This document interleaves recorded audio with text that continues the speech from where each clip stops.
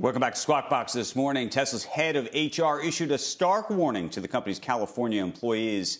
If you choose not to work, you could lose your unemployment benefits. The company telling workers that if they're asked to return, they'll no longer be furloughed, meaning local agencies could pull the benefits. Now, CEO Elon Musk reopened Tesla's Fremont facility earlier this week in defiance of local health orders. I had mentioned this when we talked to Kara Swisher yesterday, guys.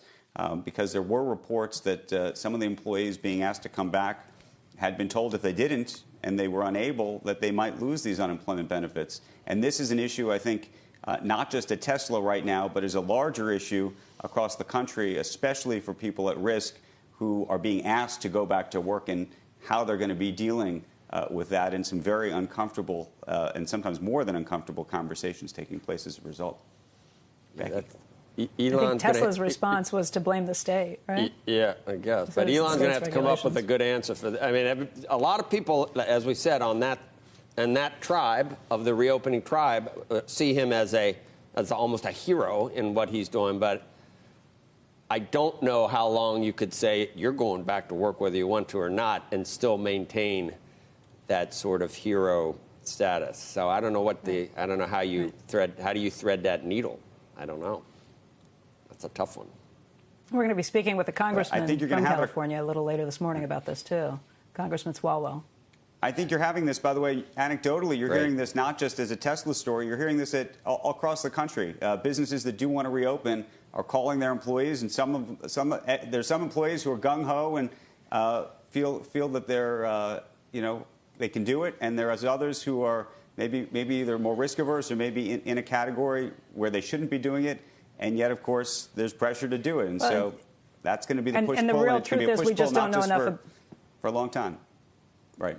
Yeah, and the truth is we just don't know enough about this virus, what underlying issues could create this, could cause this. There's so many questions. I've read research in some places that maybe there's something genetic for why some people get a much worse reaction, which is why you've seen several family members die, in particular in one family here in New Jersey that got it. So it's hard to say, and without knowing anything, it certainly creates a big fear factor. And how do you decide what's right and what's not? It's really hard to set the rules on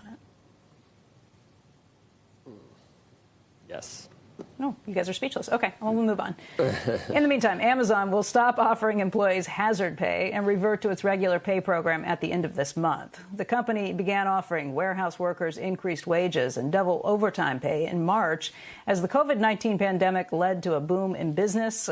Guys, this is risky. If you end it before it looks like we've come out of the other side of this, Amazon is particularly in the bullseye when it comes to Washington regulators and people who really want to be watching them very closely. I thought the move that Amazon made after their last earnings, where they said they weren't going to be profitable because they were spending so much more on their employees and on safety, was probably a smart one. But if you look like you're pulling back from some of those programs too early, good luck.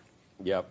Well, Amazon's got they're in a pretty good position through all this. As we have said, why the NASDAQ is higher. Some of these companies that can take advantage of it.